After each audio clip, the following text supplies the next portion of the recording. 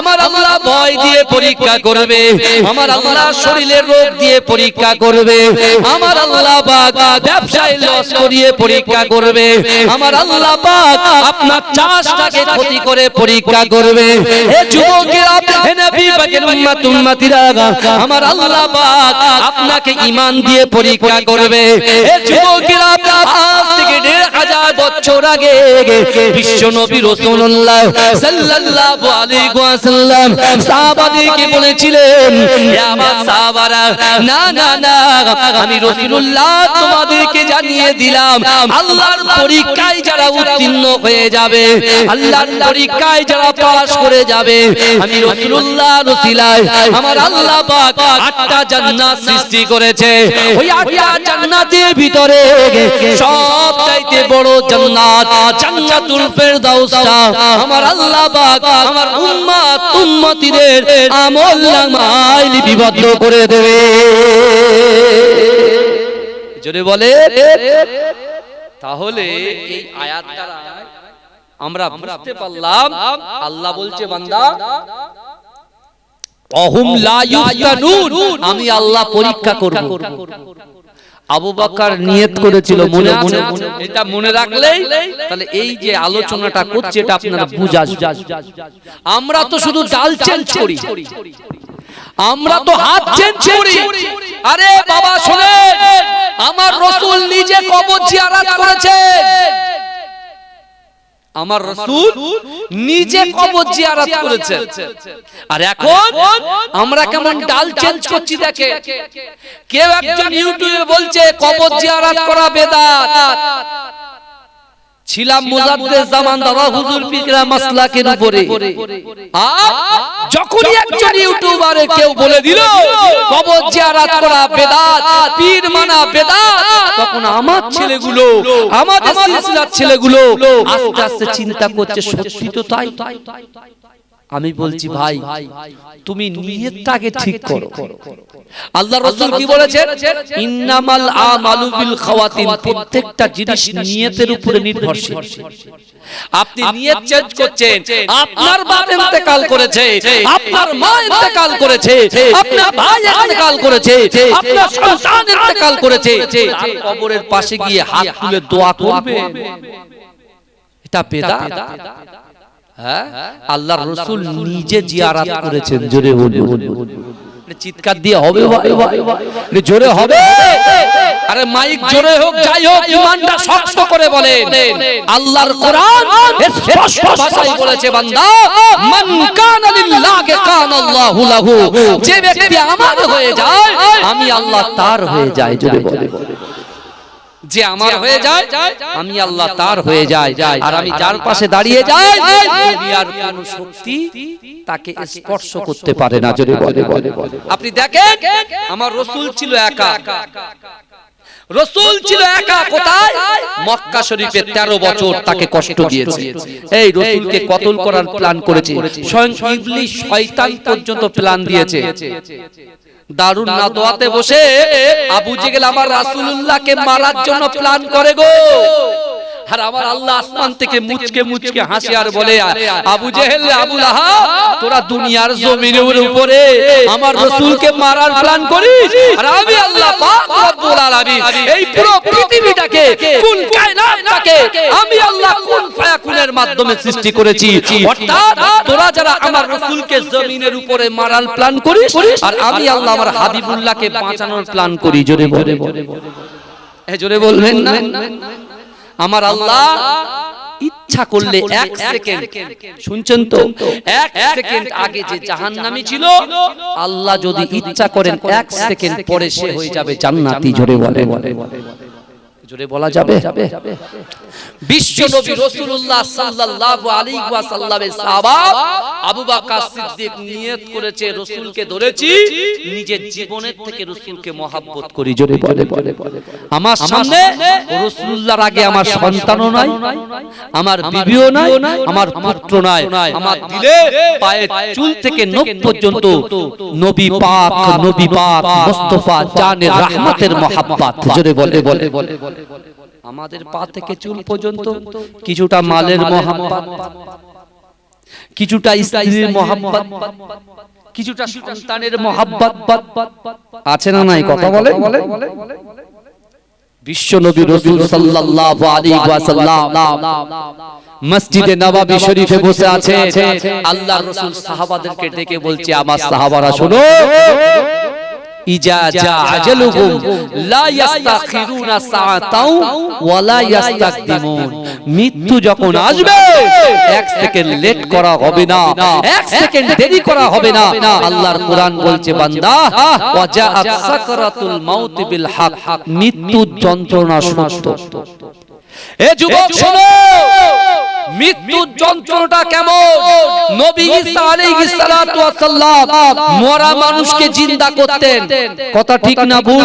আল্লাহ প্রত্যেক নবীদের একটা করে মুজিজা দিয়েছেন, ক্ষমতা দিয়েছেন। দেন কি দেননি? কথা বলে।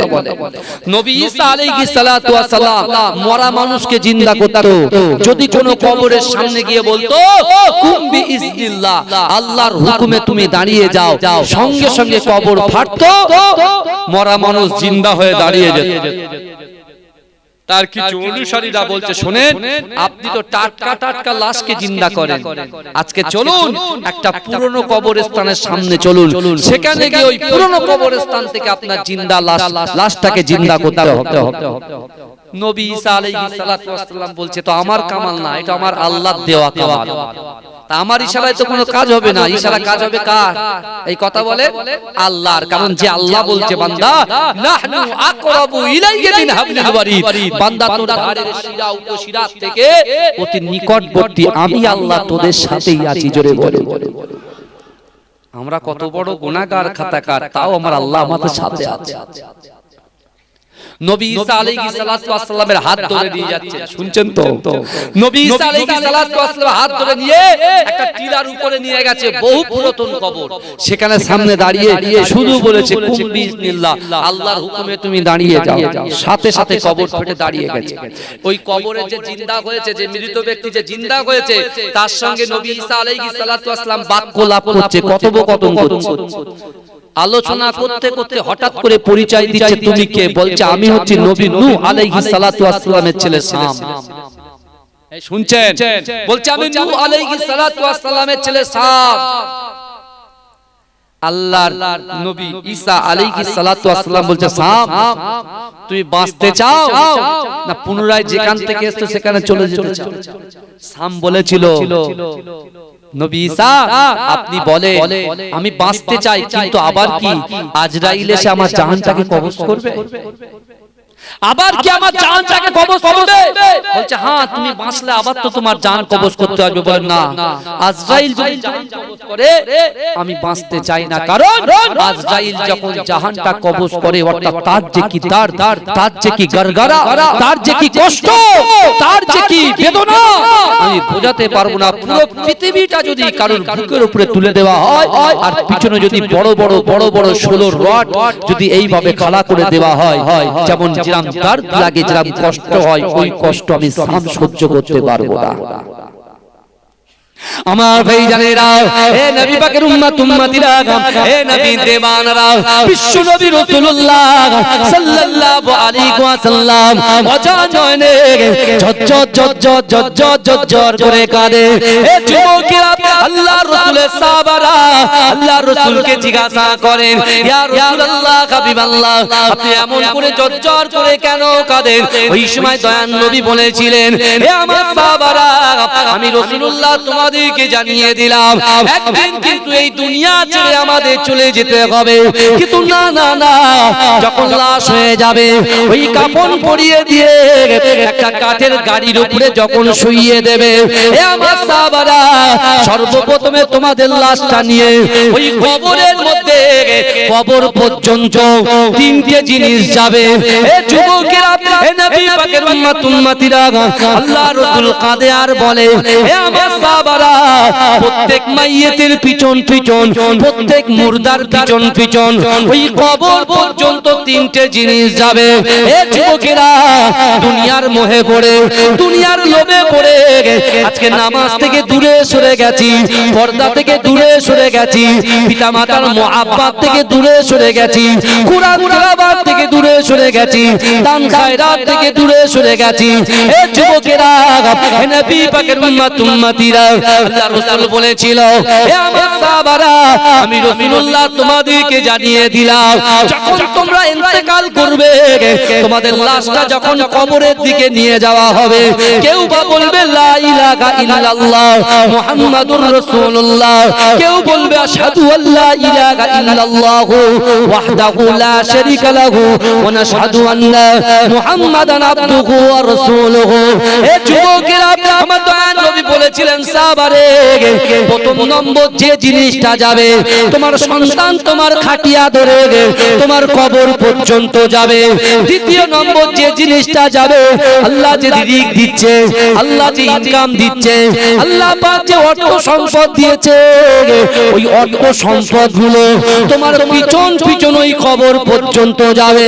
এ যুবকেরা, আল্লাহ রাসূল বলেছিল, হে আমার সাহাবারা, আমি রাসূলুল্লাহ জানিয়ে দিলাম, রাতের অন্ধকারে নামাজ আদায় করেছো, 5 ওয়াক্ত নামাজ আদায় করেছো, কোরআন তেলাওয়াত করেছো, বড়দেরকে সম্মান করেছো, ছোটদেরকে স্নেহ করেছো, স্ত্রীর হক আদায় করেছো, স্বামীর হক আদায় করেছো, সন্তানের হক আদায় করেছো।